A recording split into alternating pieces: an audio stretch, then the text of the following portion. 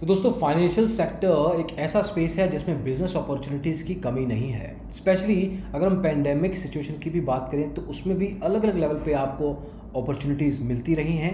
It depends कि आपको opportunity कौन सी पिकअप करनी है। हमने कुछ वीडियोस पहले भी बनाए हैं इसके ऊपर, लेकिन आज हम बात करेंगे कि अगर आपको एक फाइनेंशियल एडवाइज़र बनना है जो कि एक बहुत बढ़िया करियर अपॉर्चुनिटी हो सकता है, उसमें आपको 5 ऐसे कौन से रूल हैं जिनका ध्यान रखना है, जिसकी मदद से आप एक सक्सेसफुल फाइनेंशियल एडवाइज़र बन सकते हैं। तो आइए शुरू करते हैं।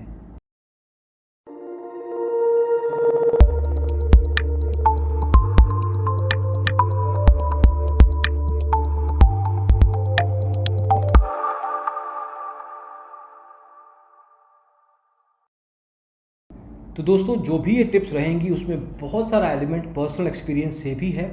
सबसे पहला जो टिप आपको देना चाहेंगे वो ये है कि फाइनेंशियल एडवाइज़र के इस अपॉर्चुनिटी को एक बिज़नेस के रूप में देखिए। अगर आप एक फ़ी ओनली या फिक्स प्राइस लेवल पे या इंडिपेंडेंट एडवाइज़र बनना चाहते हैं तो आपको इसको एक बिज़नेस, एक एंटरप्राइज की तरह लेना होगा, एक फ्रीलांसर की तरह नहीं। उस तरह से इसको बिज़नेस को नहीं देख सकते। ये अपॉर्चुनिटी कुछ लॉन्ग टर्म लेवल पे ठीक ठाक रिटर्न वाली हो सकती है, क्योंकि अगर आप खुद ही गुफ अप करते हैं, ऑफिस लेट जाते हैं, जल्दी घर आ जाते हैं, क्लाइंट्स को फॉलो अप नहीं करते, तो कोई बड़ा बिजनेस अपॉर्चुनिटी या अच्छा खासा क्लाइंट बेस आपका नहीं बनने वाला, ये मान के चलिए। तो आपको इसको जैसे बताया बिजनेस की तरह प्रैक्टिस करना है। एक एग्जांपल लेते हैं। मान लीजिए सागर एक इंडिपेंडेंट फाइनेंशियल एडवाइज़र है और काफ़ी डिसिप्लिन्ड है वो अपने काम में। एक कॉन्टैक्ट मैनेजमेंट सॉफ्टवेयर को यूज़ करता है जिससे उसका कैलेंडर और उसके ओवरऑल लेवल पे कॉन्टैक्ट्स बिल्कुल सिंक में रहते हैं। उसको पता है उसके अपॉइंटमेंट्स किस किस समय किसके साथ है। वो अपने क्लाइंट्स को रेगुलरली फॉलो अप करता है। इनफैक्ट हफ्ते में 3 बार वो ज़रूर एक बार वार्म लीड्स को चेकआउट करता है कि वो कैसे हैं, how it's coming out, just to get a hint कि वो उनका ओवरऑल लेवल पे प्रोग्रेस क्या चल रहा है। अब ये तभी हो सकता है जब आप एक शेड्यूल मेंटेन कर रहे हैं और उसके साथ आप डिसिप्लिन्ड हैं। ये तब होगा जब आप एक बिज़नेस की तरह इसको सीरियसली लेंगे, इसको एक पैसिव सोर्स ऑफ इनकम की तरह नहीं लेंगे। तो सबसे पहला जो रूल है इसको मान के चलिए कि आपको इसको एक बिज़नेस अपॉर्चुनिटी की तरह लेके चलना है। नंबर 2, आपको अपने क्लाइंट्स को, अपने प्रोस्पेक्ट्स को, अपने रेफरल पार्टनर्स को समझना है, जानना है।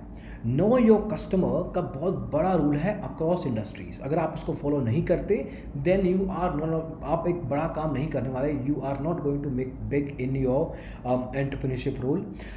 जैसे कि ये रोल में आपको देखना है कि आप अपने क्लाइंट्स को कितना जानते हैं। How well do you know your clients, how well do you know your requirements. आप अपने प्रोस्पेक्ट्स को, अपने रेफरल पार्टनर्स को कितने अच्छे तरीके से जानते हैं। इट्स ईजियर अगर आप डीप रिलेशनशिप बना के रखते हैं तब आपका ही नाम उनके जहन में आता है जब उनको कोई इन्वेस्टमेंट करना है। So basically it helps to build long term personal as well as professional relationships when you are in the top of the mind. उनके दिमाग में आप ही का नाम आएगा किसी के लेवल पे। इनफैक्ट वो रेफर भी आपको करेंगे जब अगर आप उनके साथ कुछ ना कुछ लेवल पे कनेक्ट होते हैं। फॉर एग्जांपल आप उनके साथ लिंक्डइन पे कनेक्ट हो सकते हैं। आपको स्पैम नहीं करना है, परेशान नहीं करना है किसी को, लेकिन कुछ ना कुछ लेवल पे वैल्यू प्रोवाइड करनी है। Just get to know your client. हालांकि ये बहुत ऑब्वियस लगता है लेकिन काफ़ी बार लोगों को समझ नहीं आती कि क्या करना चाहिए। ऐसा तो नहीं होगा कि they might feel otherwise. Well, अगर आप उनसे बात ही नहीं करेंगे you don't get to know that. तीसरा सबसे ज़रूरी में से एक मायना है कि आपको समय और पैसा खुद पे भी इन्वेस्ट करना है। देखिए काफ़ी लोगों को लगता है कि मेरे को समझ में आता है, मेरे को एक्सपीरियंस अच्छा खासा है इस इंडस्ट्री का, इस सेक्टर का, इस स्किल का, लेकिन obviously there is always a room to improve. आप अपने आप को बेहतर हर रोज़ कर सकते हैं और अपनी स्किल को डेवलप करना उसमें से सबसे ज़रूरी एरिया है। आप बुक्स, मैगजीन्स, ब्लॉग्स पढ़ सकते हैं, देख सकते हैं लेटेस्ट इंडस्ट्री ट्रेंड्स क्या चल रहे हैं, so that you stay ahead of the time. अपने कॉम्पिटिशन से आप अलग रहें। फॉर एग्जाम्पल एक लीडिंग फाइनेंशियल सर्विसेज कंपनी है निर्मल बंग के नाम से, उनके पास भी एक ऐसा ही सिमिलर प्लान है।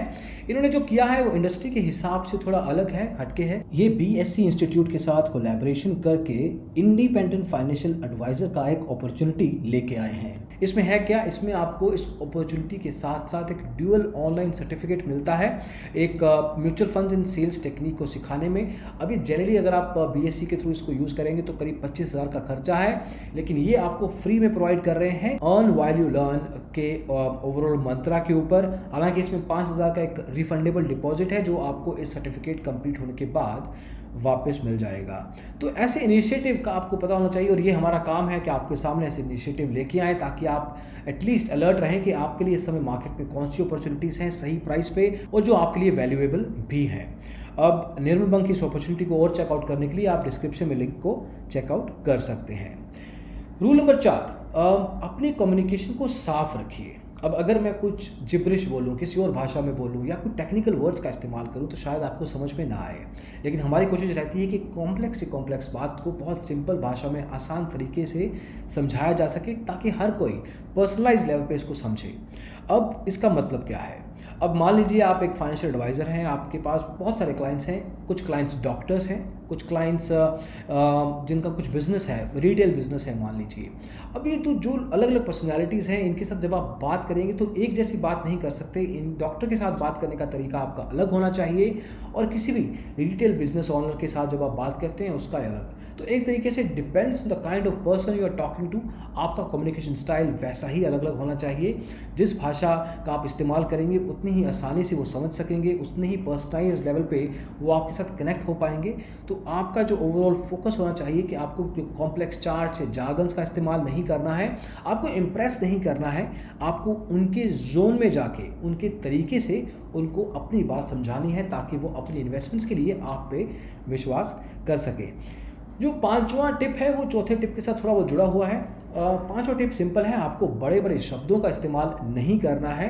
यस, आपको कुछ टेक्निकल भाषा का इस्तेमाल ज़रूर करना पड़ेगा अपनी एक क्रेडिबिलिटी बनाने के लिए, ताकि उनको लगे कि आपको पता है कि आप क्या बात कर रहे हैं, लेकिन आपको बड़े वर्ड्स का इस्तेमाल करके कुछ ऐसा इंप्रेशन क्रिएट करने की ज़रूरत नहीं है, क्योंकि अगर आप ऐसा करेंगे तो उनको शायद समझ में ना आए कि आप क्या बताना चाहते हैं। जब समझ में नहीं आएगा तो आपके साथ इन्वेस्ट कैसे करेंगे?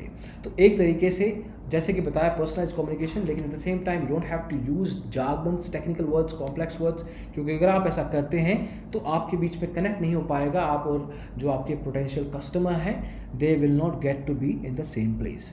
तो दोस्तों ये कुछ टिप्स थे जिसको हमने आपको बताने की कोशिश की है। अलग अलग लेवल पे इसको समझने की कोशिश करें आप। अगर आप ऑलरेडी इन टिप्स का इस्तेमाल कर रहे हैं तो ज़रूर बताइए कि आपके लिए कैसे मदद कर रही हैं। अगर आपके पास कोई टिप है तो कमेंट्स में ज़रूर बताइए जो कि हम यूज़ कर सकें, इनफैक्ट बाकी के लोग भी इसका इस्तेमाल कर सकते हैं।